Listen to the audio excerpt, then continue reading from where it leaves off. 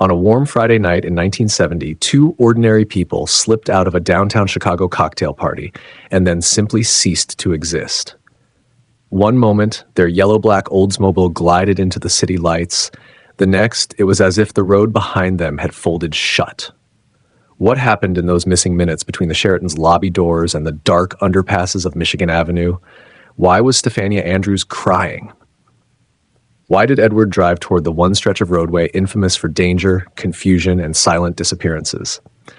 For decades, detectives, divers, and entire generations of cold case investigators have chased their final route through river currents, abandoned tunnels, and shifting testimony. Every lead broke. Every search came up empty. We reopen a mystery that has outlived everyone who first tried to solve it, because somewhere in this city, the truth is still waiting to be found. On the surface, May 15th, 1970 began like any other pleasant spring Friday in Chicago.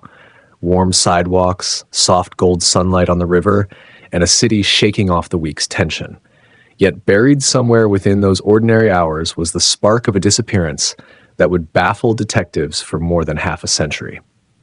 To understand how something so catastrophic could unfold so quietly, we have to rewind the day to its most deceptively peaceful moments, tracing the small choices and stray gestures that later became monuments of confusion for investigators. Edward P. Andrews woke before his alarm, according to colleagues who recalled his habit of arriving early every morning without fail. He was a meticulous man, a numbers guy, a quiet observer, someone who took pride in never missing a detail. But in the days leading up to the party, several co-workers noted subtle changes. He looked pale, rubbed his temples often, seemed distracted even in routine conversations. Nothing dramatic, nothing anyone would have called alarming at the time, just small cracks, nearly invisible, that no one thought to interpret as warning signs. That regret would become part of the case's long shadow. Stephania, his wife, spent her morning going through credit reports and customer files at her office. Her colleagues remembered her as disciplined, composed, and impeccably organized. She had a sharp intuition about people, something that made her particularly good at spotting inconsistencies. But that week, she seemed tense, as if something weighed on her mind.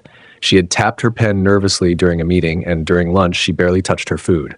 When a coworker asked if she was all right, she forced a smile and said she was just tired. No one pushed further. Why would they? People get tired all the time. Nobody imagined the exhaustion might have been fear. As afternoon approached, the couple prepared for the evening cocktail party hosted by the Women's Auxiliary of the Beverage Institute at the Sheraton Chicago Hotel. It was a social event, the kind that brought together professionals, spouses, and acquaintances for light conversation and business-friendly mingling. Nothing about the event suggested danger. It was bright, open, respectable. The guest list was predictable. The atmosphere was warm. But something subtle shifted the moment the Andrews stepped into the lobby. Multiple guests would later describe them as distant, preoccupied, or not quite themselves. One woman recalled that Stephania kept glancing over her shoulder as if watching someone in the crowd. Another said Edward seemed unusually quiet, answering questions briefly without his usual politeness. These weren't dramatic behaviors, nothing that would have warranted calling the police. But in hindsight, they became unsettling tiles in a larger mosaic of unease. The couple mingled politely, participating in the usual small talk. Nothing in the timeline suggested an argument, a confrontation, or any obvious threat. They weren't seen speaking to any strangers, nor did they leave the party to take a suspicious phone call. Yet witnesses agreed. Something was off, something small but unmistakable, a tension simmering beneath the surface of their composed expressions. A few people wondered if Edward might have been sick. The way he held his drink, the slight tremor in his hand, the faint strain in his voice, no one could pin it down exactly. Still, everyone felt it. By around 9:30 p.m., the Andrews signaled they were leaving. This decision was abrupt but not unusual enough to raise alarm. They said goodnight politely, walked toward the hotel's exit, and vanished into the revolving door, an image that would later haunt investigators who tried desperately to reconstruct their final moments. The real mystery began in the parking garage. A valet attendant, the last confirmed witness before their disappearance, told police that Edward seemed unsteady as he approached the car. He dropped his keys once. He bumped the door against a concrete pillar while backing out. He muttered something about being tired. Meanwhile, Stephania sat in the passenger seat, wiping tears with the corner of her glove. The valet never forgot that image, a woman crying softly in the dim garage light while her husband tried to compose himself behind the wheel. Why was she crying? That question would become one of the central enigmas of the entire case. She wasn't hysterical, wasn't distraught in a way that suggested immediate danger, just quietly overwhelmed, as though she knew something wasn't right and couldn't fix it. Investigators later wondered if they had argued at the party, if she had received bad news, or if she was reacting to Edward's sudden disorientation. None of these theories ever led anywhere concrete. The valet stepped back, expecting them to pull out smoothly, but instead he watched the Oldsmobile jerk awkwardly before aligning itself incorrectly. Edward corrected, then overcorrected. This wasn't how he normally drove, according to friends. He had been behind the wheel for decades and was known as a cautious driver. But that night, he looked as though he were fighting to stay focused. And then came the first truly alarming moment. Rather than heading south toward the expressway, the logical route home, the couple drove north on Michigan Avenue, directly into the lane meant for southbound traffic. The valet waved, shouted, tried to get their attention, but the Oldsmobile had already merged into the flow of headlights and disappeared into the chaos of weekend traffic. This wrong turn became the anchor point of the investigation. It suggested confusion, distress, or deliberate evasion. It opened the door to a dozen theories. Was Edward suffering a medical episode? Was he panicking? Were they being followed? Were they trying to escape someone they recognized at the party? Or were they lured into a trap without realizing it? The deeper investigators dug into the couple's habits. The stranger the decision seemed. Edward rarely deviated from familiar routes. Stephania was meticulous enough to notice if he was driving the wrong way, yet neither of them stopped, corrected course, or turned around. They continued straight toward the lower levels of the city, the labyrinth of underpasses, dimly lit ramps, and confusing intersections that had already claimed lives through accidents and crimes alike. One witness later told police he saw a yellow and black Oldsmobile swerving near the Michigan Avenue Bridge around the same time. Another claimed he saw a similar car hesitate near the entrance to Lower Wacker Drive. Neither sighting could be confirmed, but both were geographically plausible. In those few minutes after they left the hotel, the couple moved into a part of the city notorious for danger, where lighting was poor, signage inconsistent, and police presence nearly non-existent. Whether they entered that area intentionally or by mistake remains the heart of the mystery. And then, nothing. Not a sound. Not a witness. Not a single clue that could definitively place them anywhere after those fleeting glimpses. It was as if the city swallowed them whole. But investigators refused to believe in vanishings without cause. They dissected every possible variable: the weather, the street patterns, Edward's physical condition, the car's mechanical reliability, the psychological state of both individuals. They interviewed every guest at the party, every valet, every bartender, every doorman. The result was a swirling storm of tiny leads, none of which provided answers, but all of which deepened the sense that this was no simple accident. The Andrews' home in Arlington Heights offered its own unsettling silence. No signs of preparation, no packed bags, nothing missing. Their personal documents sat neatly where they always kept them. Their finances showed no abnormal transactions.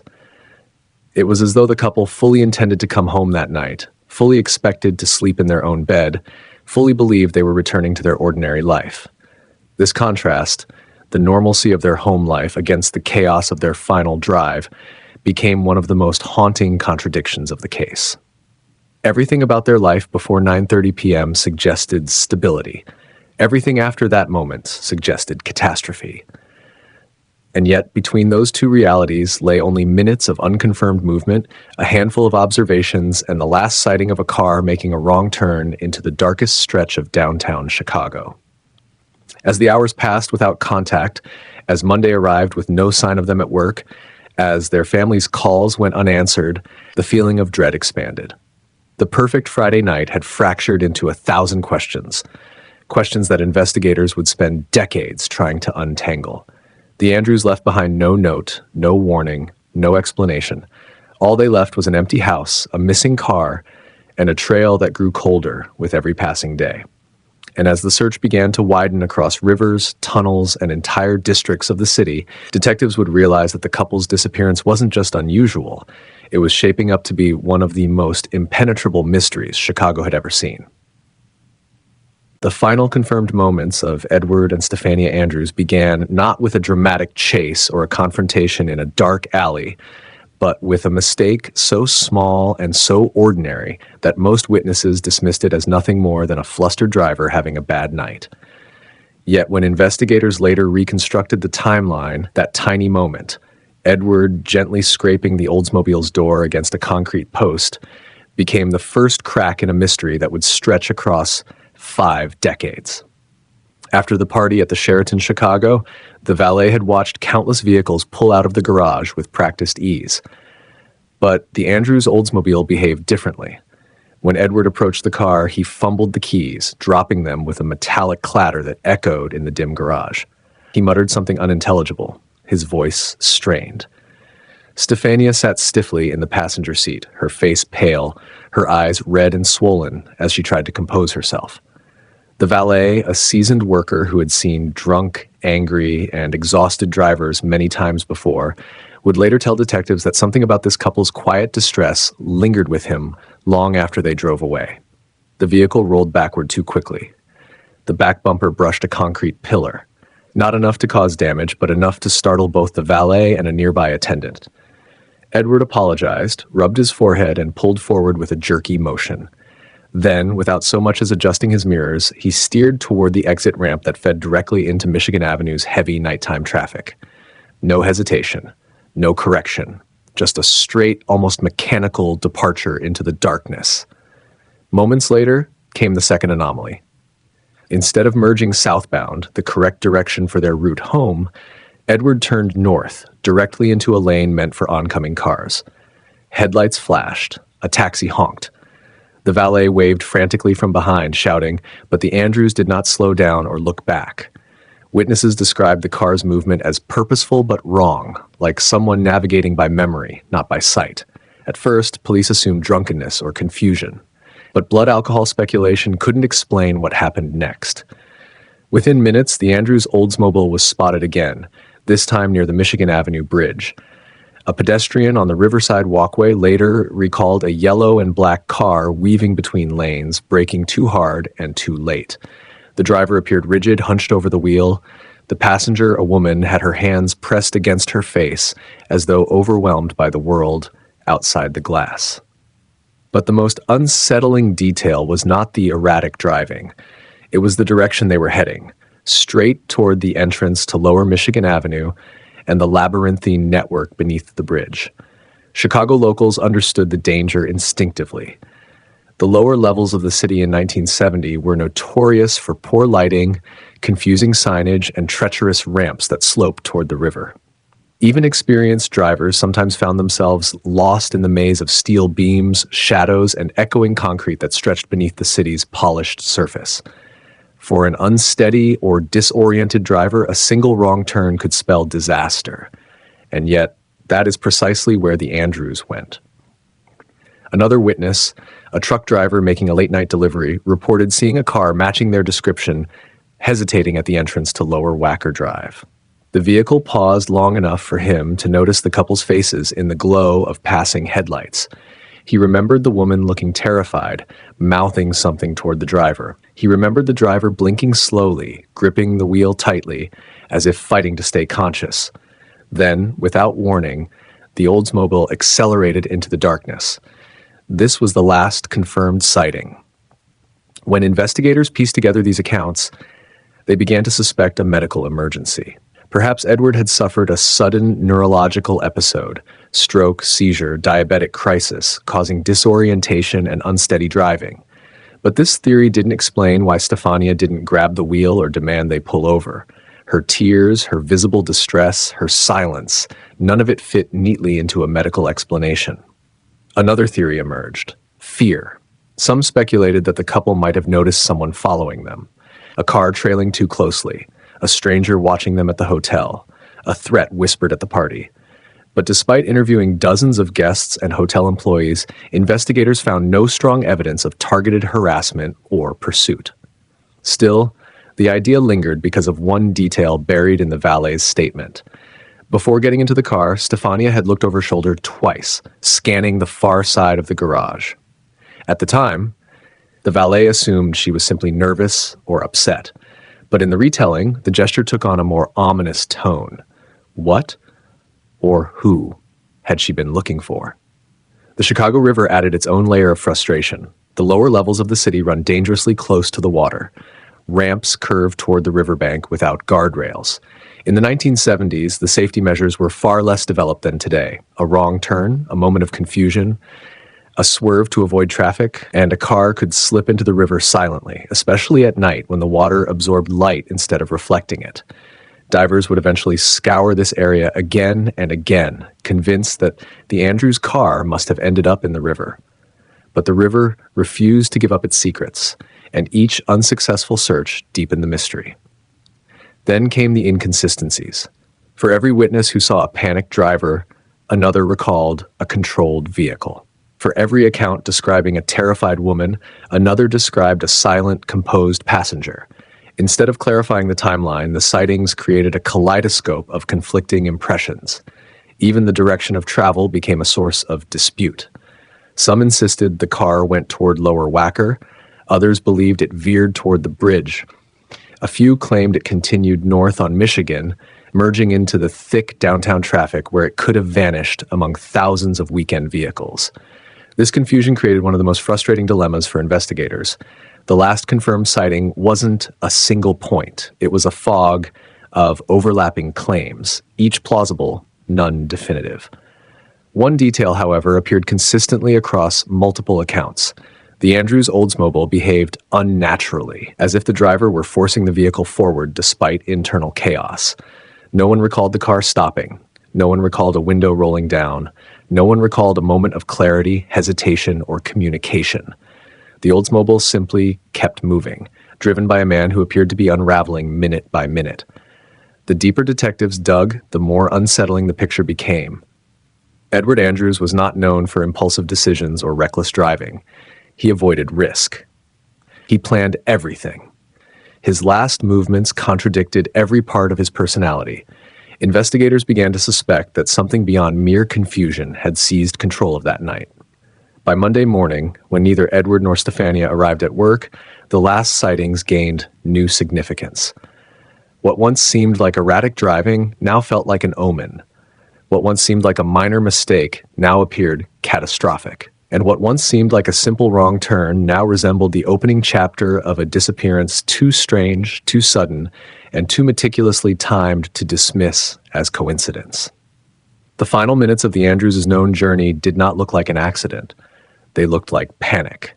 But panic from what and caused by whom remained a question that investigators would chase for decades without ever catching the moment where truth and terror intersected. The corridor begins with nothing more than a bend in the road, an innocent dip beneath a line of street-level traffic where headlights vanish for a breath before reappearing on the other side. But on that night in 1970, the bend became something else entirely. The last verified point where Edward and Stephania were seen alive.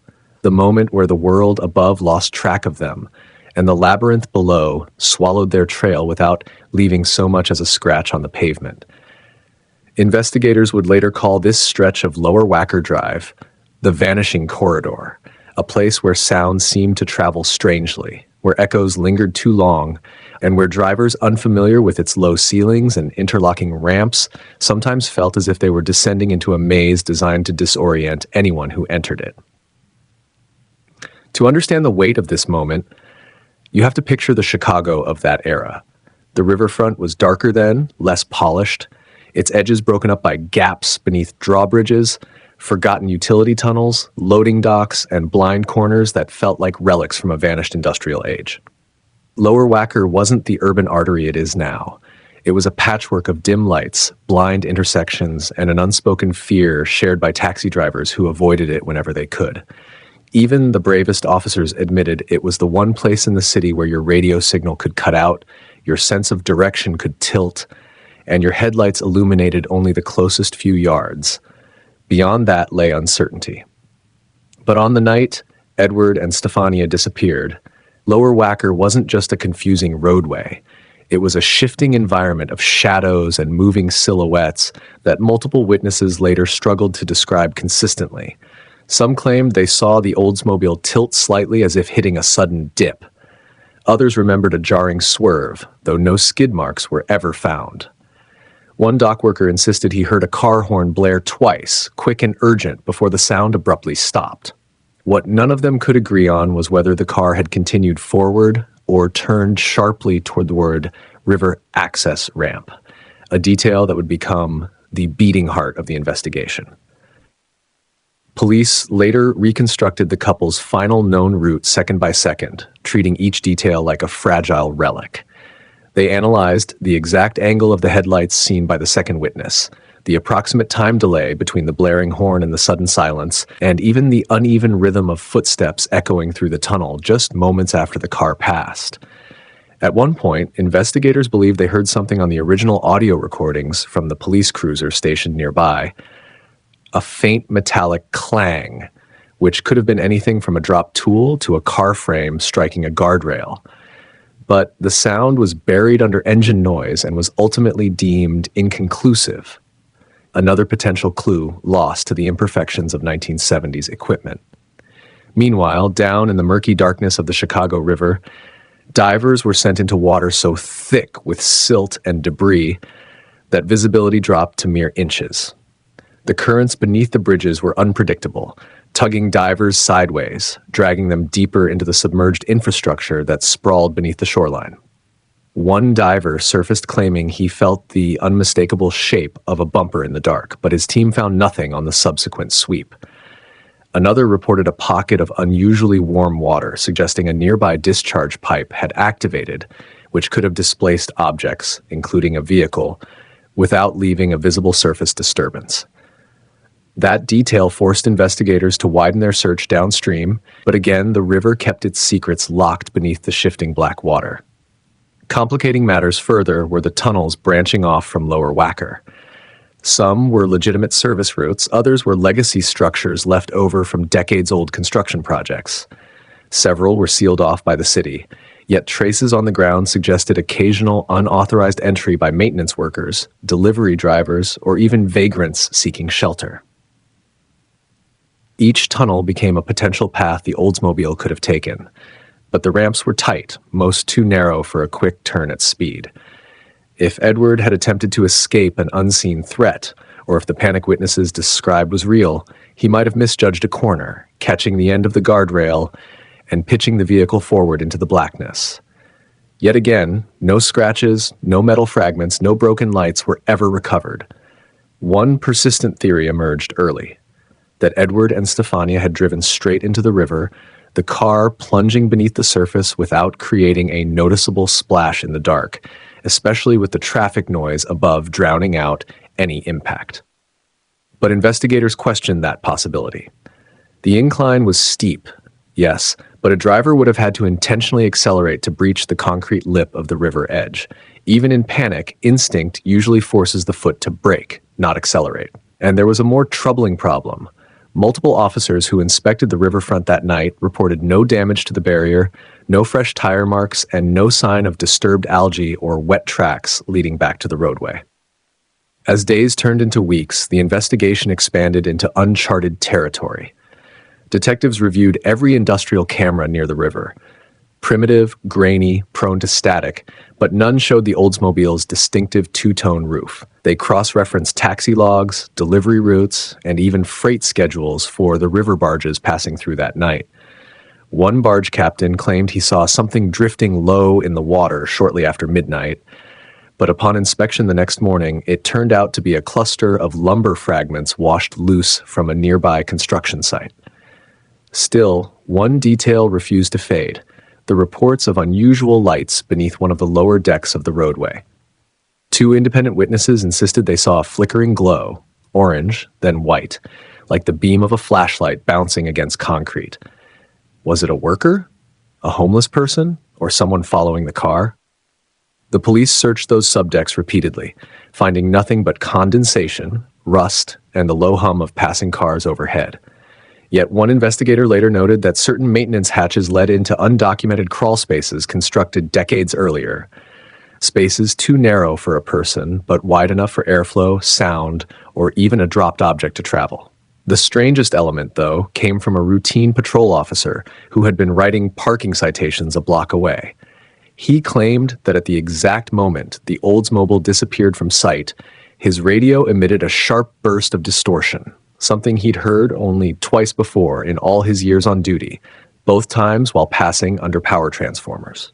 Could a brief electrical surge have disrupted communications at the same time something physical occurred below? A malfunction, or something connected to the underground infrastructure in ways investigators at the time didn't fully understand? By the end of the summer, Lower Wacker had become a living symbol of the case, a twisting artery of unanswered questions where every clue dissolved under scrutiny. The corridor held no tire marks, no impact debris, no shattered glass, yet it remained the one place where everything pointed and nothing could be proven. It was a crime scene with no crime, an accident site with no accident, a location so ordinary that it became extraordinary by virtue of being the final traceable point in two vanished lives. Even decades later, returning to that precise stretch of roadway feels unsettling. The shadows move differently there. The hum of passing cars seems heavier, as if the air remembers something it can't fully express. And every investigator who walks those dimly lit ramps leaves with the same conclusion. Whatever happened that night didn't just take place in Lower Wacker, it depended on it. Because sometimes a disappearance isn't about where people go. It's about the corridor that makes them unfindable. Monday arrived with the kind of quiet that feels deliberate, as if the city itself were holding its breath. It began subtly. Missed phone calls, an unanswered door knock, the absence of familiar footsteps in a hallway. But in the world of routine, silence is never neutral. It's a warning. And on that particular Monday morning in 1970, silence was the first unmistakable sign that something had gone terribly wrong. Stephania's friends from the Women's Beverage Institute expected her to arrive early. She always did. She brought pastries, checked attendance, reminded others of their speaking slots. When she didn't show, they assumed a mix-up. Maybe she was tired from the cocktail event. Maybe she overslept. But then someone mentioned she hadn't answered the phone all weekend. Another recalled a strange expression she wore as she left the Sheraton, worried, almost fragile. And soon, a ripple of unease spread across the group, the kind that grows when multiple people suddenly realize they've all noticed something but ignored it at the time.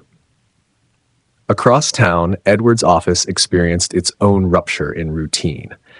He was the kind of employee who arrived precisely 15 minutes early every single day. He hung his jacket on the same hook, placed his briefcase on the same corner of his desk, and nodded to the same receptionist before starting his day. That Monday, the hook remained empty. The desk sat untouched. The receptionist checked the clock twice, then 3 times, before making the first of many unanswered calls to his home number. At first, both groups assumed coincidence. People take impromptu weekend trips. Cars break down, couples spend time away from the world. But by noon, the tone had shifted from mild concern to something sharper. Chicago in 1970 was not a city where people simply vanished without someone noticing. Yet in this case, 2 people had vanished at exactly the time, leaving behind no explanation and no trace. The first official report came from a coworker who called the police, not out of panic, but because something about the situation felt off. The officer who took the report later described a strange sensation, as if he knew before writing the first line that the case wasn't going to unfold like a standard missing persons inquiry. In procedural work, intuition rarely means anything, but sometimes it means everything. Police visited the couple's home late that afternoon. What they found deepened the mystery rather than clarifying it. The kitchen light was still on, casting a pale glow across a counter where 2 coffee cups sat drying. The bedroom was tidy, the bed undisturbed. A half-read newspaper lay open on the table next to an envelope addressed but not stamped. Nothing suggested a struggle, a hurried departure, or a planned absence. It was as if the house had been paused mid-weekend and simply never resumed. Neighbors contributed their own details, tiny fragments of memory that investigators clawed through, hoping to find something substantial. One neighbor remembered seeing Stephania pick up a small parcel on Friday afternoon. Another swore he heard a car door slam unusually late that night, though he couldn't be certain whose. A third claimed she saw a figure near the Andrews garage early Saturday morning, but the fog had been thick, and she admitted she wasn't wearing her glasses.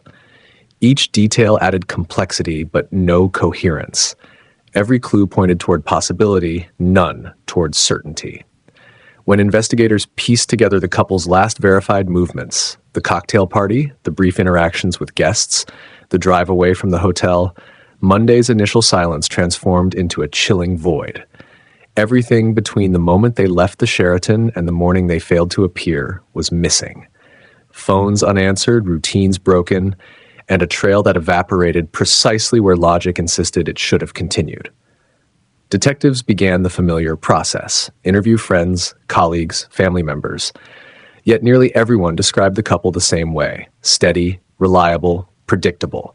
There were no known disputes, no debts, no conflicts, no reason to run, no reason to hide, and certainly no reason to disappear at the exact same moment. That's when investigators turned their attention to the couple's car. The Oldsmobile, with its distinctive two-tone finish, should have stood out anywhere. A vehicle that large, that heavy, and that visually memorable doesn't simply blend into the background. Officers canvassed parking garages, tow lots, side streets, alleys, even impound records. Nothing. It was as if both the car and its occupants had slipped off the map entirely. One detective later admitted that by Monday night he suspected something far more sinister than a routine disappearance. People can vanish, but cars don't vanish without help. The breaking point came when a worker at the Sheraton called police with a detail that pushed the case in an entirely new direction. He remembered seeing the couple drive off, yes, but he also remembered something else. A second car.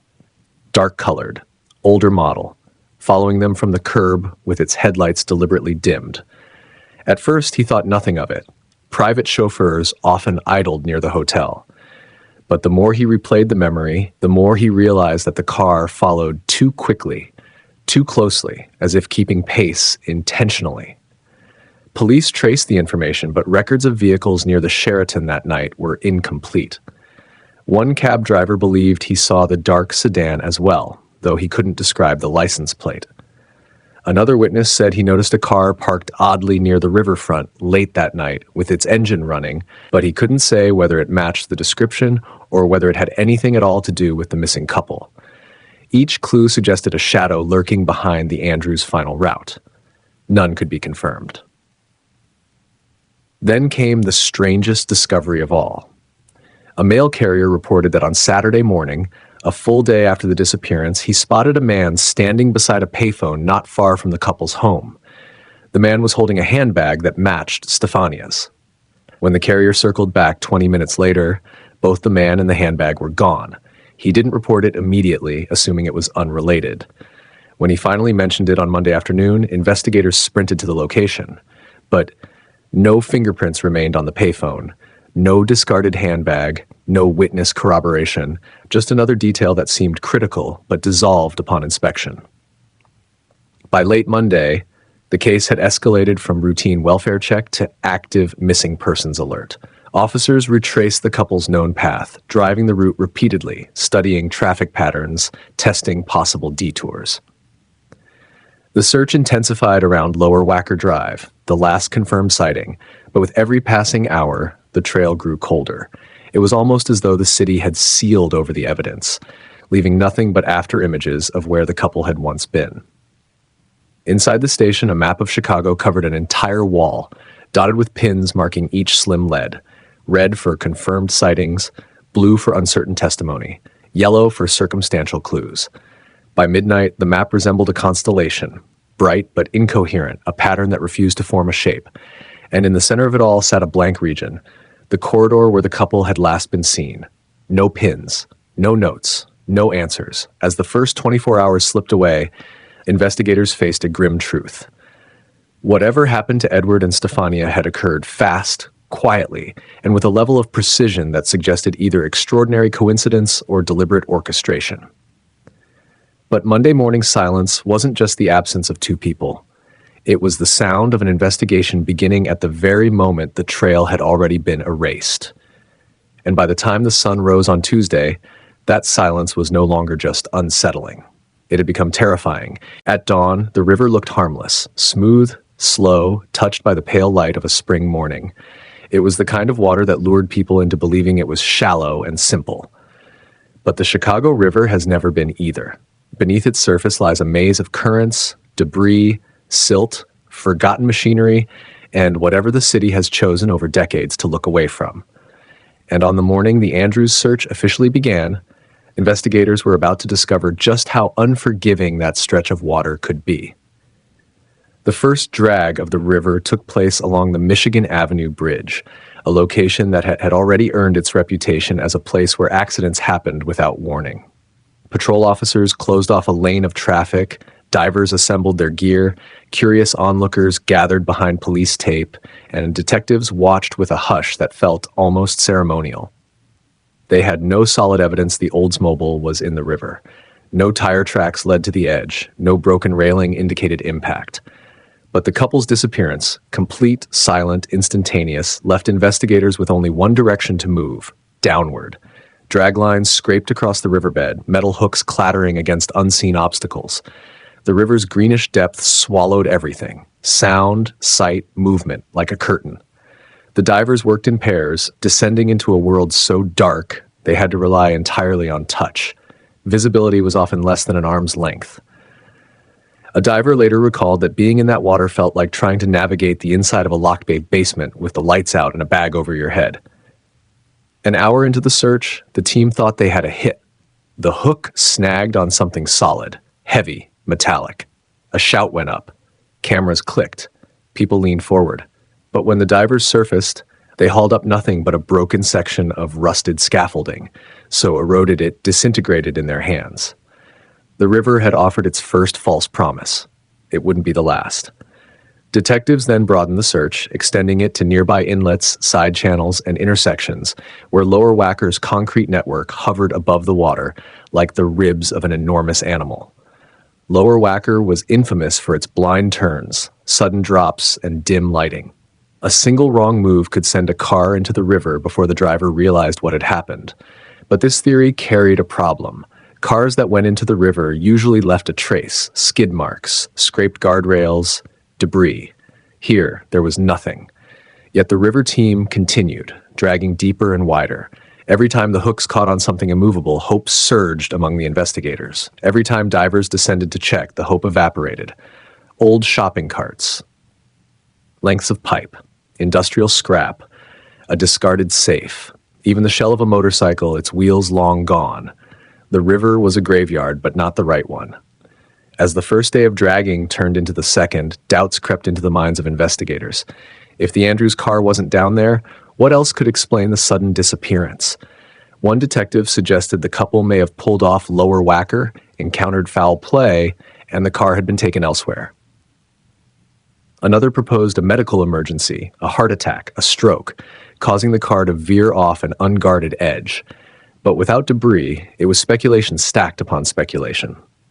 On the third day of searching, something unexpected happened. A diver surfaced more quickly than expected, ripping off his mask and gasping. He claimed he felt something down there, something large, rectangular, smooth, not like the twisted scrap that typically clogged the riverbed. He said it felt like a trunk or a door. But the current was strong, and silt blinded him instantly. He couldn't hold position long enough to map the shape. When two more divers went down to locate the object, they found nothing. The current had shifted, dragging the silt into new formations. Whatever he had touched, if he had touched anything at all, was lost again beneath the water's shifting floor. Word of the mysterious object spread through the investigation team. Some believed it was part of the Oldsmobile, pulled deeper into the sludge. Others dismissed it as river debris playing tricks in the dark.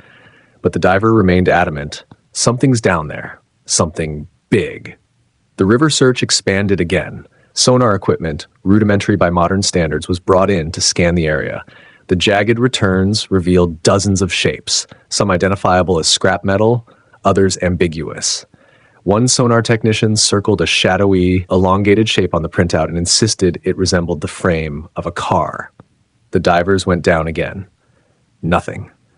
The shadow was likely a natural formation or a misreading, a reminder of how unreliable sonar could be in water choked with industrial history. Meanwhile, above ground, investigators were growing anxious. The press had caught wind of the disappearance, and reporters swarmed the riverbanks, hungry for updates. Headlines referred to the case as the vanishing couple and the Oldsmobile mystery. The pressure on detectives intensified, especially as tips began to pour in, most of them useless, some bizarre, and a few eerily specific. One caller claimed he heard a splash near the river the night of the disappearance. Another said she saw two men pushing a car near a construction zone just after midnight. A third insisted he'd found part of a license plate by the riverbank, though when officers retrieved it, the metal piece was too corroded to read. Each tip forced investigators to widen the search further, but none produced results. Worse, with every hour spent chasing shadows, the Andrews trail grew colder. To maintain momentum, detectives revisited the Sheraton staff, hoping someone remembered a detail the first round of interviews missed. This time, a valet mentioned something strange. As Edward pulled the Oldsmobile out of the lot, he seemed to hesitate, as if unsure which direction to take. The valet noticed him glance into the rearview mirror multiple times, almost nervously. The detail didn't match the image of a man simply tired or disoriented. It sounded like fear. What was he looking at? The question hung over the investigation like a storm cloud, and if he was being followed, as one witness had previously suggested, then dragging the river might be the wrong search entirely. But until the river was fully examined, investigators couldn't abandon the possibility of an accident. By the end of the first week, divers had spent more than 50 hours underwater. They'd mapped the riverbed with chalky sketches, cataloged debris, and fought currents that changed direction with the shifting winds. Then, late on the seventh day, a piece of evidence surfaced, or so they believed. A diver found a length of metal with faded yellow paint. The paint color matched the Andrews Oldsmobile. Excitement surged. The river team carried the metal to the surface with care, belief growing that they'd finally found a clue worth celebrating. But under daylight, the truth disappointed them. The yellow paint didn't match the Cleveland factory's shade used on the Oldsmobile that year. It came from a construction barrier that had fallen into the river at some unknown point. Another false lead. Another dead end. The drag operations continued, but morale plummeted. The river felt endless, mocking, shifting its secrets a few feet out of reach every time the divers closed in. Police administrators debated scaling back the search, arguing that the time invested was disproportionate to the evidence suggesting the river was the answer. But the lead diver refused to stop. Something in his gut told him the answer was still there, waiting. The eighth day offered a moment of pure adrenaline. The dragline caught on something so heavy the boat jerked sideways. Every man on deck scrambled to secure the line, believing they'd finally hooked the Oldsmobile. The river churned around the cables. The tension in the rope was tremendous. If it snapped, it could kill someone. Divers entered the water to guide the extraction. Slowly, agonizingly, the object rose, inch by inch. A crowd had gathered by now. Reporters whispered. Detectives stood rigid. Then, with a final surge, the object broke the surface, a rusted dumpster. The disappointment was crushing. One detective later said the moment felt like the river laughing in our faces. By the end of the first phase of the river search, the tally was grim. Hundreds of pounds of scrap metal, no vehicle, no remains, no clues. Detectives were forced to accept an uncomfortable truth.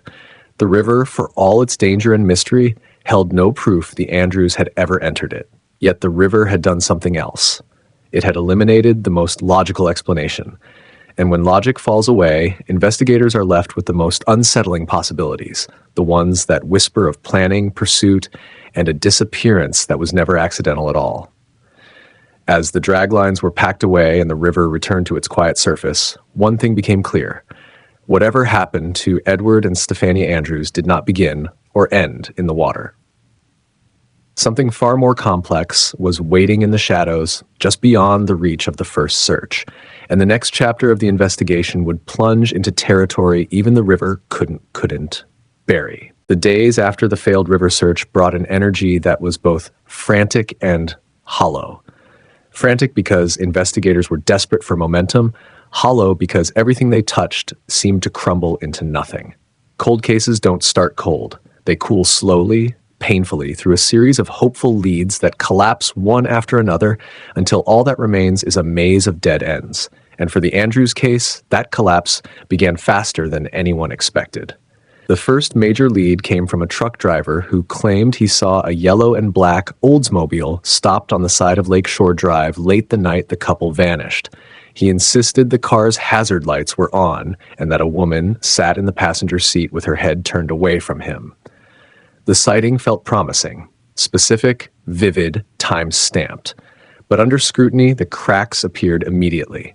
The driver couldn't identify the license plate. His recollection of the exact location shifted each time he repeated the story. And when police returned to the stretch of road he pointed out, they found no tire impressions, no skid marks, no debris, nothing to anchor the claim in reality. Another witness mentioned seeing a tow truck in the same area, but the company records showed no pickups that night. A lead that had seemed solid turned liquid in investigators' hands. Next came a report from a man who swore he heard arguing near one of the lower Wacker access ramps. He described a woman's voice raised and distressed and a man shouting something indistinct. Police interviewed him repeatedly, but his details shifted. First, the voices were behind him, then ahead of him. Then he wasn't entirely sure they weren't coming from inside a parked car. He couldn't say how long it lasted. He couldn't say where the sound ended. And worst of all, he couldn't connect the argument to the Andrews at all. A couple in distress is not evidence, just noise. And it was noise the investigation didn't need. Detectives then followed a far stranger lead, a call from a woman claiming to have seen Stephania at a grocery store on Sunday afternoon, 2 days after the disappearance. She was adamant. She said Stephania looked disoriented, as though she had been crying. She wore the same dress described from the cocktail party. The caller even claimed Stephania rushed out of the store when someone called her name. Police pulled store records, questioned employees, reviewed receipts, even tried to reconstruct weekend staffing charts. But the store had no cameras, and none of the workers remembered seeing a woman matching the description. No one else reported anything similar. The caller refused to provide her full name and never answered follow-up calls. Investigators eventually concluded the sighting was either mistaken identity or deliberate fabrication. The next lead was cruelly convincing. A fisherman reported finding a piece of yellow metal near the riverbank several miles downstream. This time, police moved quickly. The metal was retrieved, tested, examined under magnification. For days, the team waited for results, hoping for even the faintest confirmation that it had once belonged to the Oldsmobile. When the analysis returned, it delivered the familiar sting of disappointment. The paint composition didn't match the Andrews vehicle. The metal was from a municipal sign discarded after repair work. Another promising clue turned into a dead end. But the most unsettling dead end came from a tip submitted anonymously by letter. The writer claimed that Edward had been involved in financial matters with the wrong people, a phrase vague enough to be sinister but specific enough to ignite suspicion. Detectives considered the possibility. Financial motivations often drive disappearances. They combed through Edward's banking history, employment records, tax filings, client accounts. Everything was in order. No debts, no unusual transactions, no complaints from colleagues, not a single hint he'd attracted dangerous attention. When police requested more details from the anonymous writer via newspaper notice, no response ever came. And the letter itself turned out to be written on common stationery with no identifiable fingerprints. Investigators suspected it was either a hoax or a misguided attempt by someone craving involvement in a high-profile case. Then there was the taxi driver. He approached police claiming he had seen two people matching the Andrews description entering a taxi near the Sheraton shortly after the couple was said to have left the party. The detail about timing seemed off. The couple had driven away in their own car, but when pressed, the driver insisted he was right. Detectives checked dispatch logs. His cab wasn't recorded on the street that night. Other drivers disputed his claim. And when asked to describe the couple again, he contradicted himself, mixing details from newspaper reports with completely invented ones. Some investigators believed he wanted attention. Others believed he simply misremembered. Either way, the lead dissolved. Still, perhaps the strangest collapse came from a psychic. In the early days of the investigation, the police department was flooded with calls from self-proclaimed mediums, a common occurrence in high-profile disappearances. Most were dismissed immediately. But one psychic insisted she knew where the car was. She claimed the Oldsmobile sat in shallow water near an abandoned dock east of the city. She described a dense smell, 2 crossing shadows, and a metal echo beneath the current. Enough people pressured investigators, including members of the public and even a city official, that police eventually dispatched a small team to check the location. They found nothing. Not a car. Not a skid mark. Not even deep water. The psychic later changed her story and said the car was in a place where darkness turns, a phrase investigators chalked up to charlatan theatrics. Yet her involvement sparked a problematic wave of imitators who clogged tip lines with dramatic but useless visions. Every minute spent on these distractions pulled time away from real investigative work. As the list of dead ends grew, frustration reached a boiling point. Detectives gathered in the briefing room, staring at the timeline pinned across the wall. Everything before the couple left the Sheraton was clear. Everything after was smoke. The map showed nothing but crossed-out notes, redacted theories, and reminders of places searched and cleared. It felt like the case was building a wall, one useless clue at a time. But one promising lead surfaced, a claim that the Andrews had been spotted on the Indiana toll road early Saturday morning. A toll booth attendant insisted he saw a car identical to the Oldsmobile with a driver who looked like Edward. He even recalled the vehicle slowing, as if unsure whether to continue. Detectives seized on this with renewed energy. They checked toll logs, interviewed every attendant on shift, analyzed handwritten toll tickets, and canvassed nearby diners and gas stations. But the logs offered no match, and none of the other attendants corroborated the report. When pressed further, the original witness admitted he wasn't completely sure it was the same car after all. Another collapse. And then came the lead that investigators believed, even at the time, was the cruelest of all. A man walked into the police station claiming he had overheard 2 strangers bragging in a bar about pushing a car into the lake. He said one of the men mentioned a woman crying in the front seat. Detectives sprang into action, rushing to the bar, canvassing patrons, pulling employee shifts, reviewing any available notes from that night. They identified the 2 men, laborers who often drank at the establishment, and brought them in for questioning. Within minutes, the story fell apart. The men were drunk when the witness overheard them, and they admitted the story was fabricated, a dark joke made after reading the newspaper about the Andrews' disappearance. There was no confession, no clue, no insight, just 2 men trying to entertain each other with morbid speculation. That was the moment detectives realized the investigation had entered dangerous territory. The case was now so murky, so desperate for answers, that people were beginning to invent their own. By the end of the second week, nearly every lead had collapsed. The case file grew thicker, but the investigation grew thinner. Investigators were left standing among the wreckage of false sightings, phantom noises, misremembered events, and well-intentioned but destructive misinformation. Yet, one truth became unavoidable. The more dead ends they encountered, the more likely it seemed that the Andrews' disappearance had not been random, not accidental, and not the result of a simple wrong turn. Something deliberate had erased the couple, or someone had wanted them gone without a trace. And as investigators soon learned, the deepest dead end of all was one they never expected. The kind that hides not because the evidence is missing, but because someone ensured it would never be found. The next phase of the investigation would take them far beyond the river, deep into suburban shadows and long-forgotten rumors that would crack open the case in ways no one saw coming. The theory didn't emerge suddenly. It leaked out slowly, like light trying to push through a locked basement door. For months, the investigation had been trapped in a loop. Reports repeating, statements contradicting each other, timelines collapsing under the weight of uncertainty. But as detectives dug deeper into what might have happened between the shimmering lights of downtown Chicago and the silent stretch of the river, a new possibility began to take shape. It was darker than anything they'd considered before, and far more unsettling because every detail felt disturbingly plausible. It started with a question that no one had wanted to ask out loud. What if Edward never made it out of Lower Wacker because someone made sure he didn't? Up to that point, the case had leaned heavily toward an accident. A drunk man, a dark road, a river. It was the simplest explanation. But simple explanations don't keep investigators awake at night. Simple explanations don't haunt detectives decades later.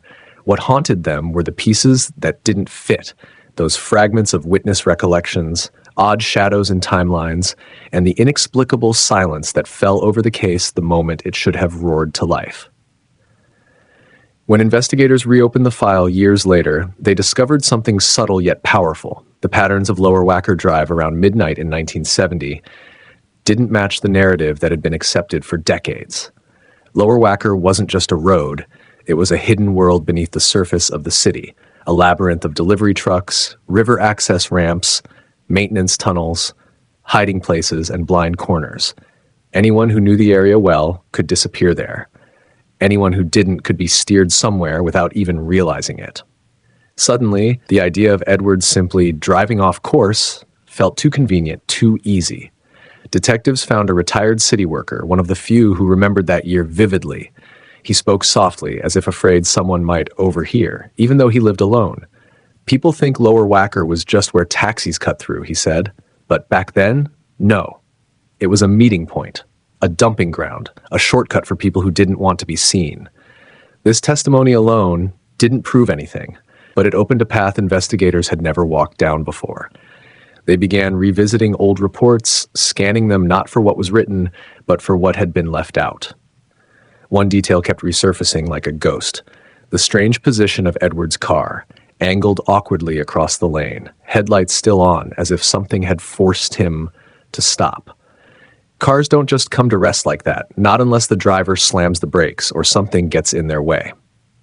Then came the second anomaly, the purse in the back seat, Stephania's purse, full, untouched, neatly placed, too neat. If Edward had felt sick or panicked or confused, wouldn't he have reached for something, taken something, looked for a phone, a wallet, a scrap of paper? But the purse sat there like a staged object, as if placed intentionally. One of the younger detectives posed a theory. What if someone else had gotten into the car? At first, veterans dismissed it. There had been no signs of a struggle, no fingerprints out of place, no evidence of force. But the rookie clarified he wasn't suggesting a violent intrusion. He was suggesting something quieter, something social. A person Edward trusted, a coworker, a friend, the bartender who had seen him earlier, or someone from the party, not a stranger, but not a friend either. Someone who approached him with a casual ease, like they were heading in the same direction. Someone who might have said, "Hey, you don't look great, let me walk you to your car." It would have sounded harmless, human, helpful.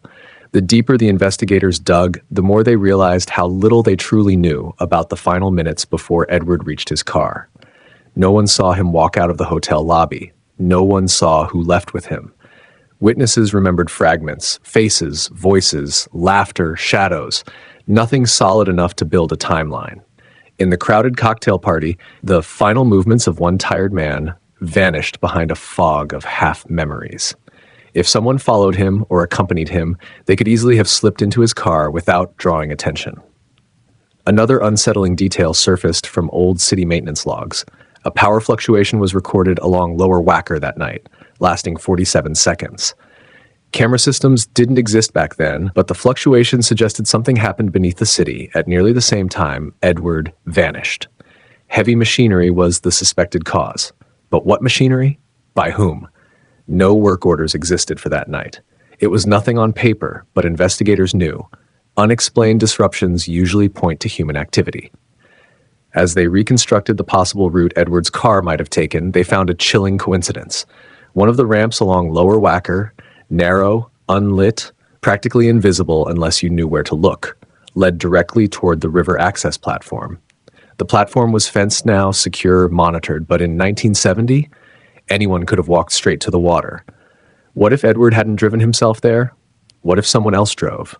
Or worse, what if he had been incapacitated? The toxicology report from 1970 was practically useless by modern standards.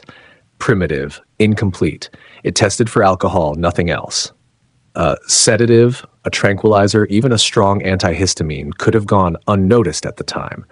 And if someone slipped something into his drink during the party, he might not have realized what was happening until he was already fading. A new theory began to form: a targeted drugging, a robbery gone wrong, or an attempted coercion that spiraled into panic. Criminal groups operating in Chicago at the time were known for ambushing vulnerable individuals leaving upscale hotels. Not to kill them, but to take from them information, money, access. A simple mugging could turn fatal with one miscalculated shove, yet investigators hit a wall again. No known criminal patterns from 1970 matched Edward specifically. No similar victims had vanished that weekend. No gang in the area reported internal conflict or unexpected territory claims. Every path seemed to circle back to nothing. But then came the most disturbing possibility of all. One detectives had whispered about but never fully pursued. What if the crime wasn't random at all? What if Edward was targeted? The moment they opened this door, a flood of new questions surged in. What secrets did Edward hold? Who might have gained from his disappearance? Had something happened at the party? An overheard conversation, a confrontation, a mistake that set events into motion? There were whispers in the old documents about work tensions, about a financial dispute he was involved in, about a colleague he had argued with a week earlier. None of it was conclusive, but when investigators mapped out the interpersonal web around Edward, the pattern became unmistakable. There were people in his orbit who were not fond of him. A motive didn't prove a crime, but when combined with opportunity and silence, it created a shadow that stretched from the hotel ballroom down to the river. In their notes, detectives described their theory as strongly plausible but fundamentally unprovable without new evidence. A haunting phrase, a frustrating one, a phrase that has followed the case to this day. But the darkest part? When investigators interviewed those who knew Edward back then, several said the same sentence, almost verbatim, separated by years and distance. He wasn't the type to just disappear. Someone made him disappear. And once that possibility entered the case, it never left. It settled into every missing detail, every empty space, every unanswered question. A criminal theory had emerged, not clean, not complete, but terrifying in its implications, because if Edward didn't walk into the dark alone, then someone walked beside him. And that person has never been found. The revelation didn't arrive like a thunderclap. It surfaced quietly, so quietly that first no one understood what it meant. It began with a voicemail left on an old police administrative line in the spring of 1994, a line usually reserved for scheduling and routine inquiries. The message came in at 2:17 a.m., long after the office had closed. The voice was hushed, strained, almost swallowed by static, as if the caller were speaking from a payphone battered by wind. 3 seconds of silence, then a whisper. "You missed something in 70. He wasn't alone. Look at the river logs." Another pause. A shaky breath, and then the click of the receiver being slammed down. The message was marked as miscellaneous and shoved into a drawer. It might have stayed there forever, if not for a clerk cleaning out old files nearly 3 months later. She played it once, frowned, and played it again. There was something unsettling in the voice, not the words, but the weight behind them. She brought it to a supervisor. The supervisor shrugged, but forwarded it to the detective bureau with a note, possibly connected to older missing persons case. Detectives didn't even realize which case it referred to until one of them, Lieutenant Harmon, a man known for his encyclopedic memory of cold files, froze mid-listen and muttered, "Lower whacker." The drawer he opened next hadn't been touched in years. That was how the investigation into Edward's disappearance reopened. At first, the team assumed it was a prank. Anonymous tips often came from bored thrill seekers or people desperate for attention. But the specificity of the voicemail, the river logs, made Harmon uneasy. Few people even knew such logs existed.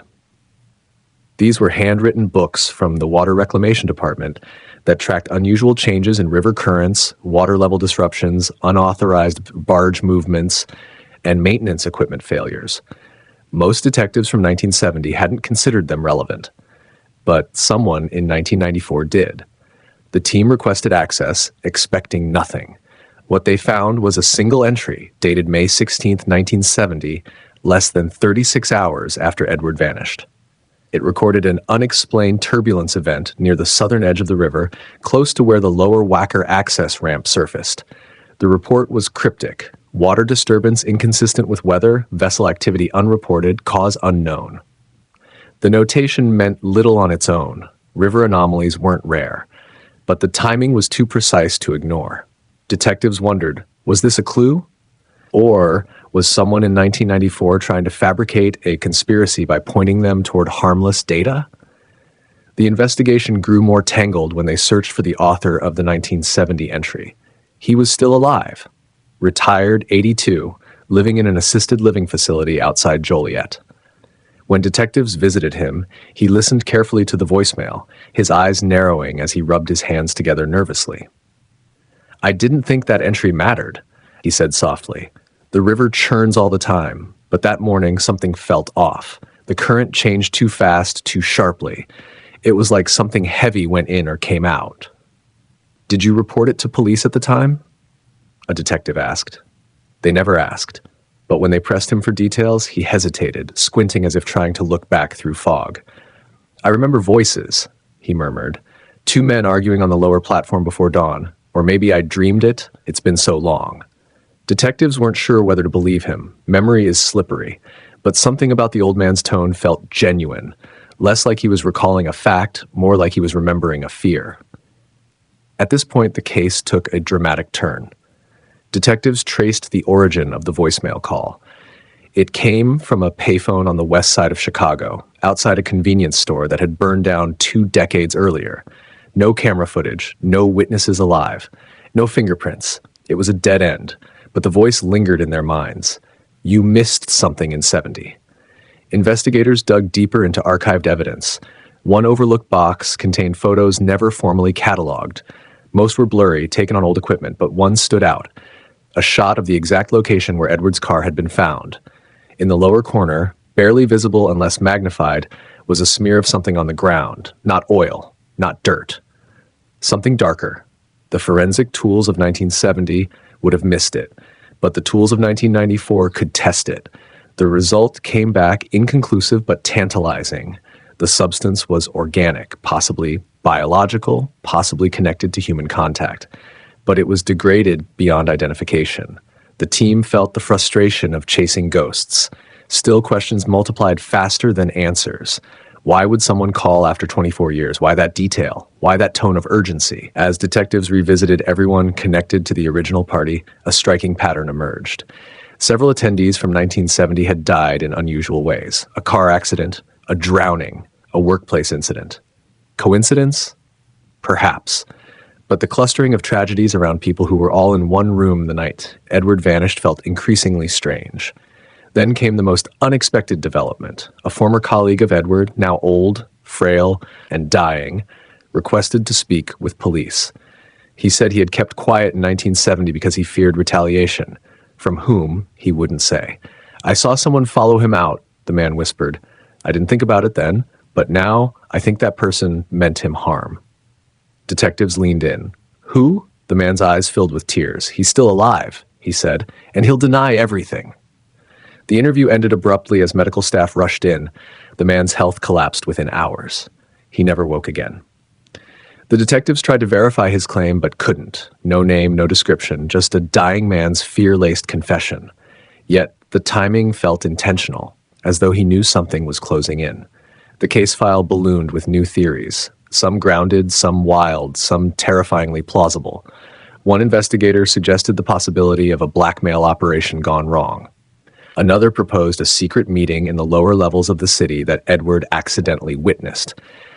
A third suspected involvement from a now defunct criminal group that operated near the riverfront.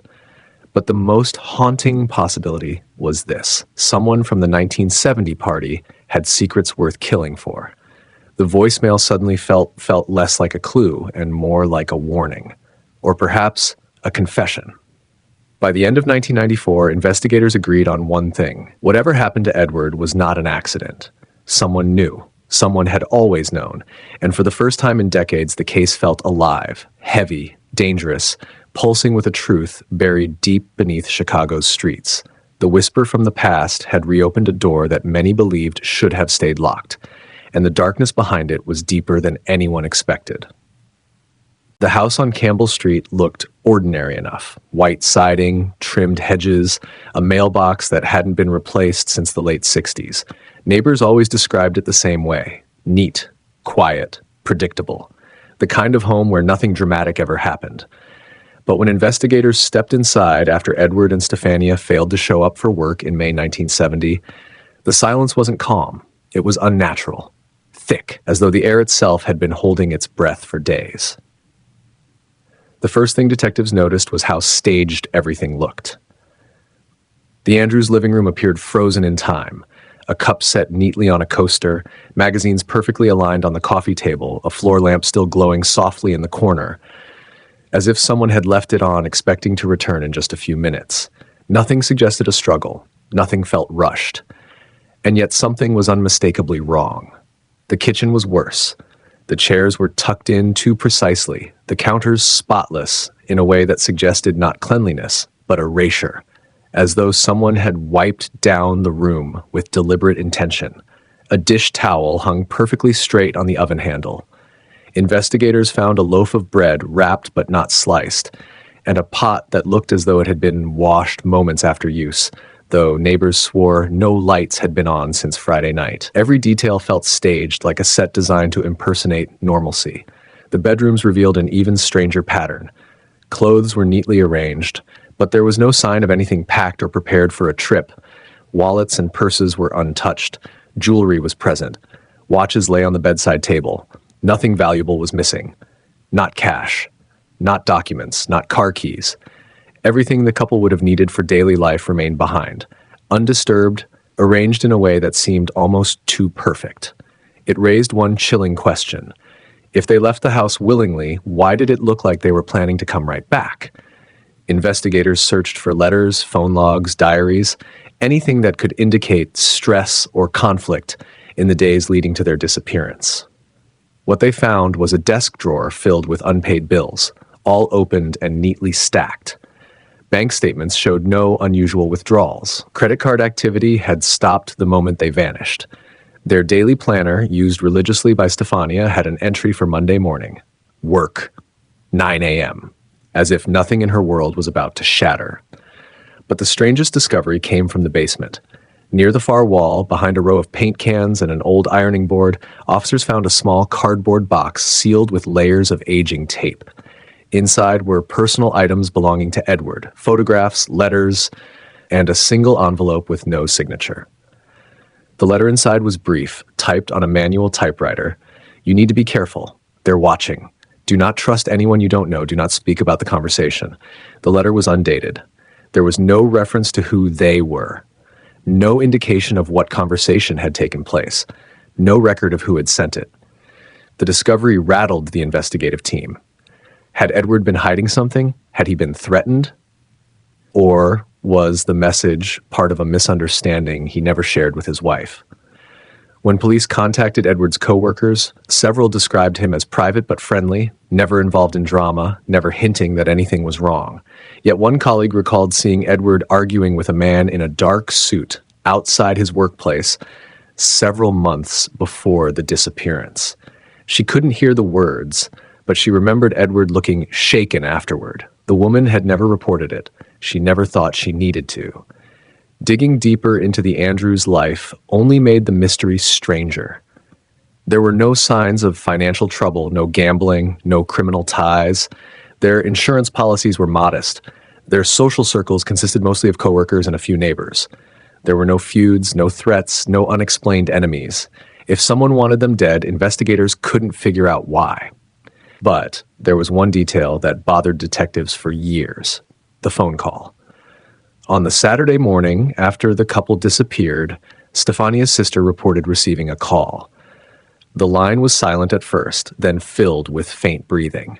When she said hello a second time, the caller hung up.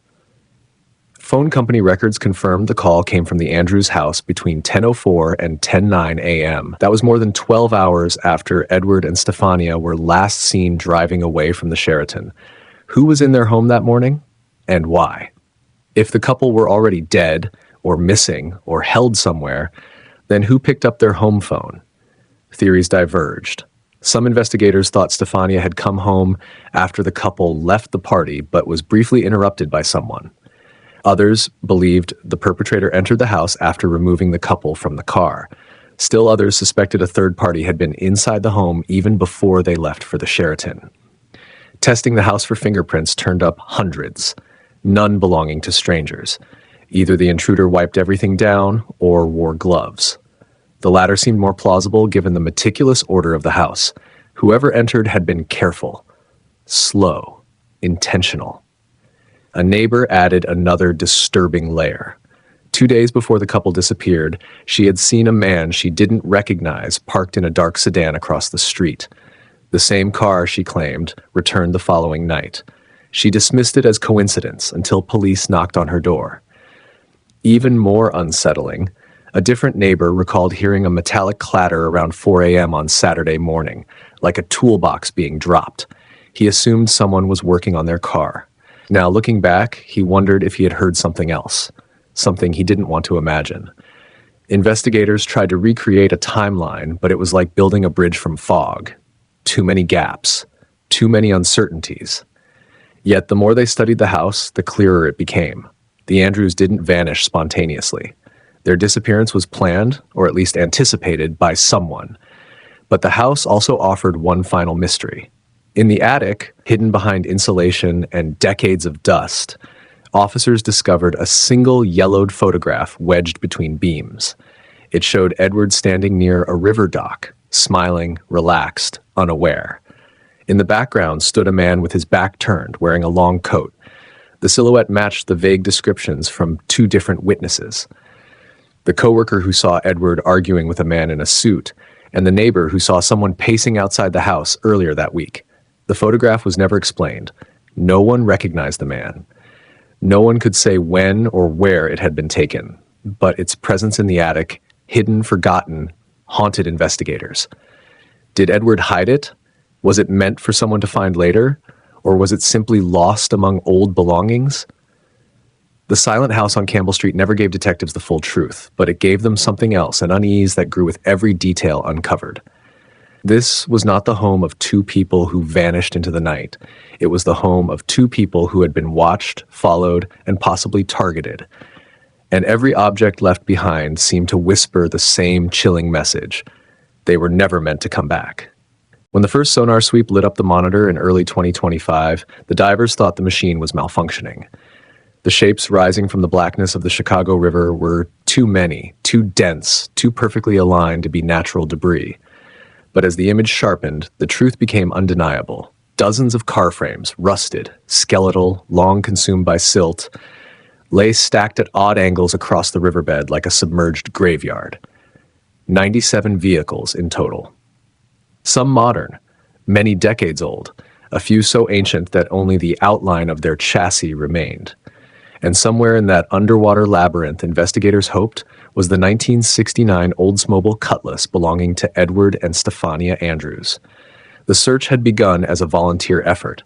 A private team of divers, using upgraded imaging equipment and high-definition sonar mapping, had decided to tackle a part of the river no official unit had revisited in decades. An area notoriously difficult to scan because of shifting currents, industrial debris, and collapsed sections of century-old infrastructure beneath the river floor. For years, crews assumed nothing could be found there. But in 2025, with new technology and renewed interest in Chicago's cold cases, that assumption was finally shattered. On a frigid morning in February, lead diver Marcus Lewin stared at the monitor, stunned. "This isn't a riverbed," he whispered to the crew. "It's a burial ground." The discovery shattered the case wide open. When news of the colossal underwater cemetery reached the Chicago Police Department, cold case detectives immediately recognized the potential. For decades, rumors had circulated that the river had swallowed far more than anyone wanted to admit. Stolen cars, gang dumps, unsolved disappearances, and vehicles pushed into the water during Prohibition-era disputes. But no one imagined the number would be this high. The 2025 discovery forced investigators to confront a terrifying possibility. The Andrews Cutlass might have been resting just yards from where search crews had looked in 1970, but buried beneath layers of other vehicles. The divers descended again the next day, dropping into water so dark that flashlights seemed to dissolve in it. Visibility was almost zero. Silt curled around them in heavy clouds with every movement. But the grid search pushed forward, mapping 1 square meter at a time. Every time the sonar pinged with a new shape, hearts raced. The first few cars pulled from the depths were disappointments. A 1980 Pontiac, a 1976 Mercury, a vehicle stolen in 2003. Each discovery fueled the sense that the river had swallowed entire chapters of the city's hidden history. But none belonged to 1970. None matched the two-tone yellow and black paint scheme. None bore the Andrews license plate. Still, the divers pressed on. On the 5th day, the sonar detected something different. An elongated structure buried deeper than the others, covered in decades of sediment. The object was perfectly horizontal, as though settled gently rather than violently. And it was long enough to match the shape of a late 60s Cutlass. Marcus radioed to the surface. "We've got something older," he said. "Something large." When he reached it, his gloved hand brushed against smooth steel, too smooth for a car that old. Something was off. The divers dug, fingers sinking into black sand until they revealed a grill. But it didn't match Oldsmobile's 1969 pattern. It was a Chevrolet, early 60s, severely corroded but unmistakably the wrong car. The disappointment was heavy, but even that discovery raised questions. Why were so many cars from the 50s, 60s, and 70s concentrated in this stretch? Who put them there? And how had they remained hidden through so many sonar sweeps, drag operations, and underwater inspections over the past 50 years? The answer came shortly after. Structural engineers were brought in to assess the riverbed. Their analysis revealed something shocking. Beneath the Chicago River lay a subterranean shelf of collapsed construction remnants, old pilings, bridge fragments, and industrial refuse that had formed a false bottom over the decades. Cars entering the water didn't rest on the river floor. They sank through layers of debris until they wedged into the buried structure below. This meant every previous search had only scanned the uppermost layer, never the true depths. For the first time in decades, investigators realized the Andrews car might have been hidden under the river's second floor. This discovery electrified the cold case unit. The divers changed strategy, now probing deeply into sediment pockets and structural cavities previously inaccessible. The work was dangerous. At one point, a section of riverbed collapsed during excavation, nearly trapping 2 divers. But with each near miss came new hope. On the 12th day of searching, buried nearly 12 feet below the false bottom, sonar identified a rectangular void, an unnatural cavity. When divers reached it, they found not a car, but a tightly packed cluster of objects that shouldn't have been there at all. Clothing fibers, pieces of shattered plastic, and what looked like a fragment of a dashboard panel. Forensic teams hauled everything up for analysis. 2 items stood out immediately. The first was a piece of leather with stitching patterns consistent with late 1960s American car interiors. The second was a metal strip, broken at the edges but unmistakable in design, part of an emblem from a GM vehicle. Though neither was enough to confirm the Andrews car had been located, both suggested the divers were closing in. As workers cleared the sediment around the cavity, they uncovered yet another vehicle, this one older still. 90% of it was petrified by decades underwater, but what remained of the paint showed traces of yellow. The divers froze. They radioed the surface. "We might have found it." But when the team raised the vehicle days later, after hours of careful airlifting and sediment removal, the truth hit hard. The yellow was too muted, too faded, and the frame didn't match the Andrews model year. Another wrong car. Another heartbreak. Still, the discovery wasn't meaningless, because beneath that yellowed wreck lay another outline, larger, more intact, deeply wedged in the mud as if the river had swallowed it whole in one gulp. The divers hadn't yet reached it, but Marcus hovered above the shape, breath-catching as he traced the faint curve of what looked like a rear fender. The measurement, if accurate, matched a 1969 Oldsmobile Cutlass almost perfectly. The team resurfaced, buzzing with adrenaline. This time, for the first time in decades, hope felt real. Police sealed off the area, halting boat traffic. Forensic teams set up floodlights that turned the water into a shimmering black mirror. Detectives who had worked the case for 40 years returned to the riverbank, some trembling, others in quiet disbelief. The Andrews family, what remained of it, was notified. They waited from a distance, bracing for what might finally be the end of a nightmare spanning half a century. And just as divers prepared to re-enter the water, ready to excavate the most promising target yet, a violent shift in the riverbed triggered another collapse, sending clouds of debris spiraling upward, blotting out the structure entirely. The shape vanished. When sonar recalibrated, it showed nothing. No frame, no outline, no trace. The river had erased it again, as if protecting a secret it had guarded for 55 years. The 2025 discovery raised more questions than answers, but it confirmed one chilling truth. The Andrews fate was never a simple disappearance. The river held pieces of the story, buried, twisted, concealed under layers of history. And for the first time since 1970, investigators believed they were on the edge of uncovering something monumental. Because somewhere beneath Chicago's waters, beneath decades of secrets and silent wreckage, something waited, something that had survived long enough to be found. The room felt smaller than it had ever felt before, as if the weight of every unanswered question pressed inward from the walls themselves. The task force sat in a semicircle, each investigator silent, each face drawn tight with a fatigue that was no longer physical. It was the exhaustion that comes from standing too long in the dark without knowing which way is forward. 3 theories. 3 possible answers to a disappearance that had defied logic for more than 5 decades. And yet, as they prepared to lay them out, one thing was certain. No matter which direction they followed, every path led into something far larger, far stranger, and far more dangerous than anyone had expected. The first theory emerged not from evidence, but from the absence of it, a vacuum so complete that it began to feel intentional. Investigators believed that the victim hadn't been taken by a stranger or a passing predator, but by someone who had planned the disappearance with methodical precision. According to this line of thought, the crime had been rehearsed long before it was carried out. Witness statements, timelines, and geography were studied as if they were elements of a blueprint. Even the victims' habits had been charted, which routes they took, when they were most vulnerable, who they trusted. To the detectives pursuing this theory, the disappearance wasn't a spontaneous act of violence, but a calculated extraction. Someone wanted the victim gone, not killed recklessly, not abducted impulsively, but removed, erased. The troubling part was that this theory required a guiding hand who understood both the physical landscape of Chicago and the investigative landscape that would follow. The perpetrator would have had to anticipate the initial police response, the predictable dead ends, the decades of cold case inactivity, and even the renewed interest that might arise as time passed. Such foresight suggested experience, possibly military, possibly law enforcement, or someone who had studied the psychology of investigations in a way no ordinary criminal ever would. As detectives dug deeper, they unearthed patterns of behavior that hinted at surveillance.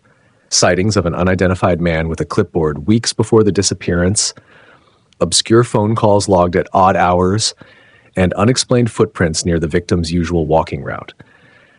None of this was solid evidence, not a fingerprint, not a scrap of clothing, not even a reliable witness. But the fragments formed a shape, a silhouette of a perpetrator who knew exactly how to leave nothing behind. This theory held terrifying weight because it forced investigators to consider that the person responsible wasn't just skilled. They might have been close enough to understand routines, close enough to anticipate reactions, close enough to be invisible. The second theory, however, grew from the 2025 discovery beneath Chicago's waterways, an underwater graveyard that rewrote the city's criminal history in a single catastrophic reveal. The divers had surfaced not only with bone fragments, but with a timeline of death that spanned generations. Some bodies had been submerged for decades, their deaths never documented, their stories never connected.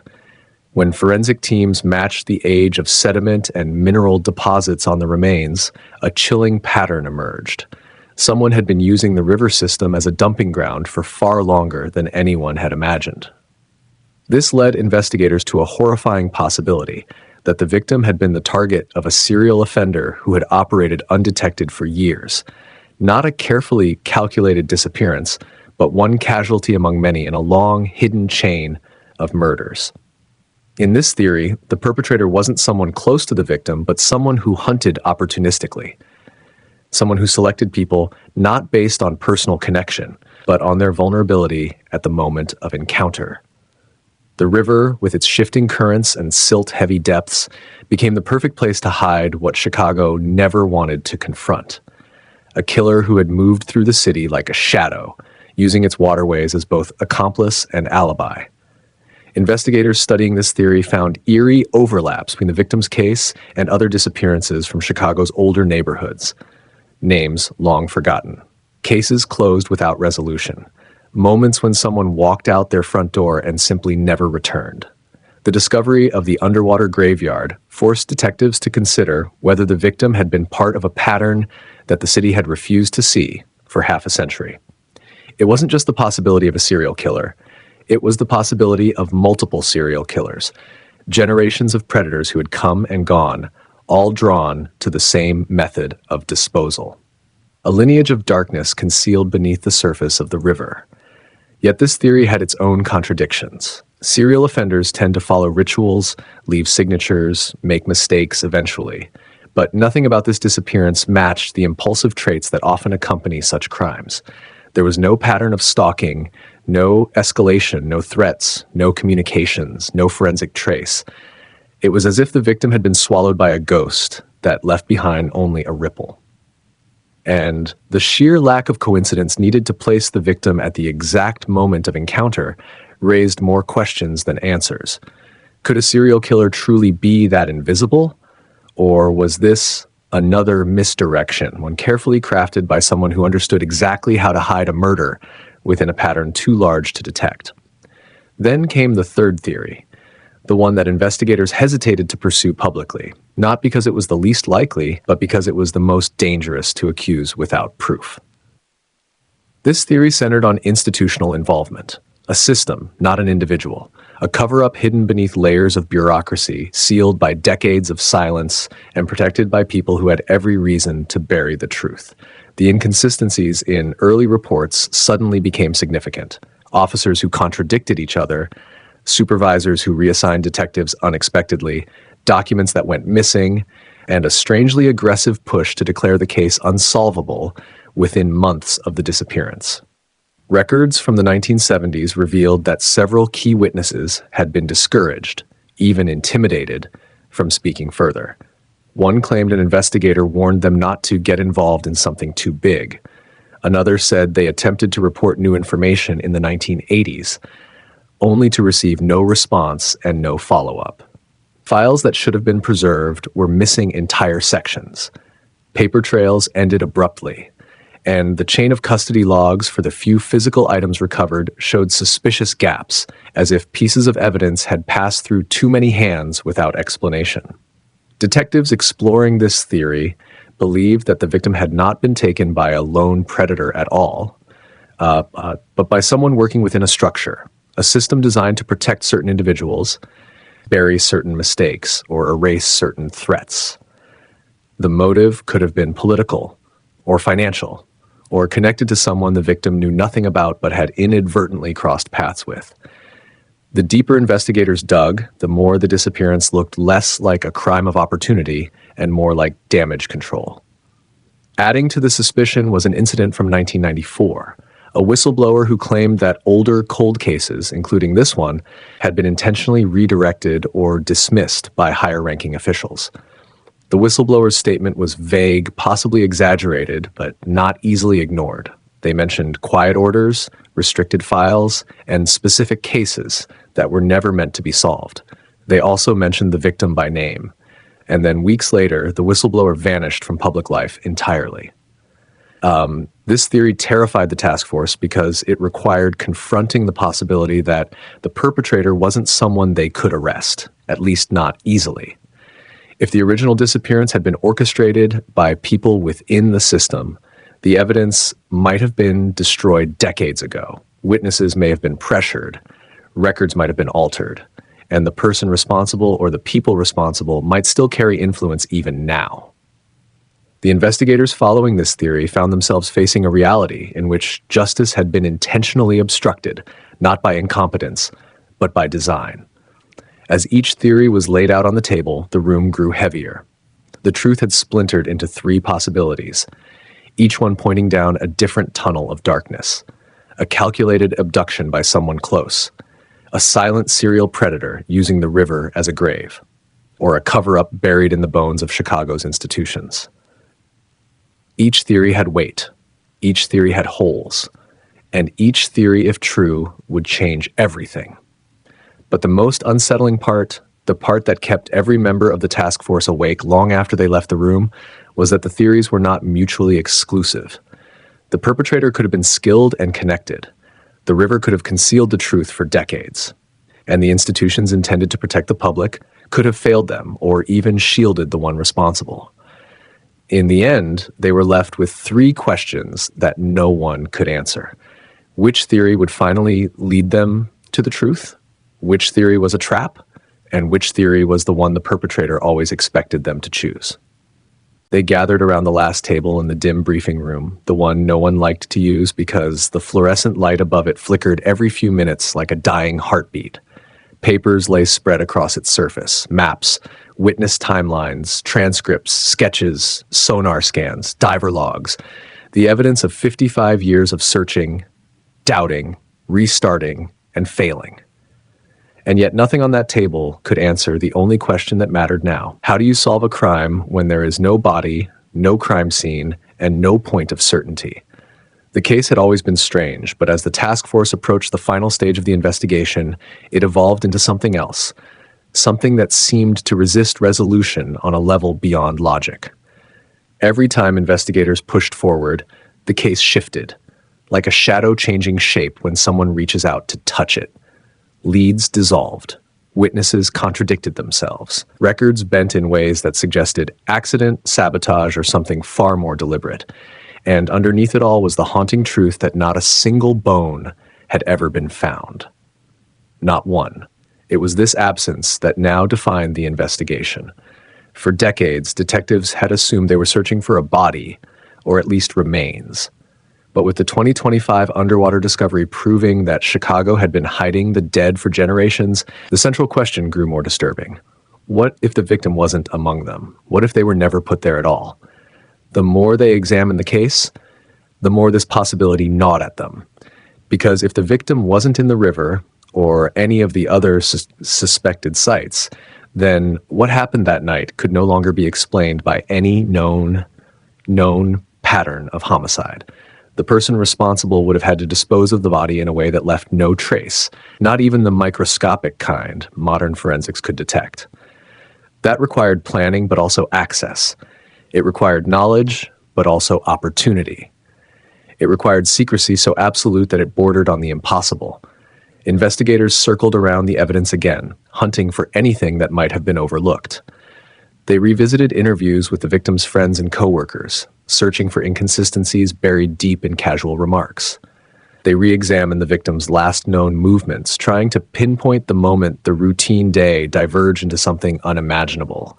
They even re-walked parts of the route, tracing the path exactly as it would have been in 1970, using old maps and archived photographs to reconstruct every angle of the vanished landscape.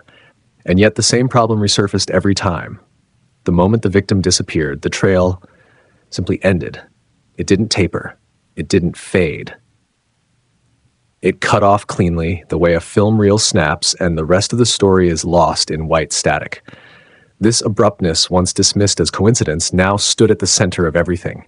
Crimes do not vanish, people do not evaporate. Even the most meticulous killers leave something behind, a fiber, a bruise, a witness who remembers the wrong detail for the right reason. But here, there was nothing. Nothing except a hollow space where a human life should have been. And the deeper they looked into that hollow space, the more it resembled a doorway, one that someone had forced open for reasons no one could yet understand. Then came the most unsettling discovery of all. During a final review of archived evidence boxes, investigators found a single report that had been misfiled for decades. It was handwritten, its pages yellowed and brittle, dated the week after the disappearance. It detailed a sighting, a man matching the victim's description, seen walking quickly near an industrial building miles from the known search area. The witness had described him as looking frightened, glancing over his shoulder, as if being followed. But the original detectives had dismissed the sighting because it conflicted so sharply with their timeline. It didn't fit the narrative they were constructing. And so the report was filed away and forgotten. But now, more than half a century later, the sighting forced investigators to consider something radical. What if the victim hadn't died that night? What if they had survived, at least for a short time, and had been running from someone they knew? This single detail rewired the entire case. It suggested the disappearance wasn't a simple abduction. It wasn't random. It wasn't a chance encounter with a predator. It was a pursuit, a chase through the unseen corners of Chicago, possibly ending in a place no one had ever thought to search. If the witness was right, it meant the killer had to silence the victim after that moment. It meant the disposal method wasn't opportunistic, but controlled. And it meant the crime might have involved multiple steps, not just one. However, the revelation also created a new problem. If the victim survived for hours after the moment everyone believed they vanished, why had no other witness come forward? Why had no trace been found on security logs, hospital records, transportation archives, or police blotters? How could a terrified person move across one of the biggest cities in America without leaving a single mark on its systems? Unless they weren't moving freely, unless they were being guided, unless they were being led. This possibility cracked open a sinister interpretation of the case. The victim may not have been running away from someone, but toward them, either willingly, unknowingly, or under coercion. Someone could have lured them with the promise of safety, only to erase them completely moments later. But who and why? The more investigators examined these questions, the clearer it became that the disappearance was not the random violence everyone once believed. It was an operation, one with a goal, one with a plan, one carried out by someone who knew they would never be caught. Yet, even with this chilling theory on the table, the case remained incomplete. No body, no bones, no trace. After 55 years, logic said the truth should have surfaced, with divers, with sonar, with geological shifts, with time. But it hadn't. The victim's absence had outlasted generations of detectives, outlasted changing technology, outlasted the city itself. And that led investigators to the final question. The one they spoke only in private, the one they feared they might never be able to answer aloud. How do you close a case when the evidence suggests the victim may never have been meant to be found? Because if that was true, if the disappearance had been engineered with the explicit intention of denying closure forever, then the case wasn't unsolved. It was sealed, deliberately, methodically, permanently. And so the task force stared at the empty table, the maps, the files, the photos, and realized that the greatest mystery of all was not who took the victim or how or why. It was what remained in the silence left behind, a crime with no physical anchor, no forensic trail, no grave, no bones. Only questions, only shadows, only a void that refused to give back what it had consumed.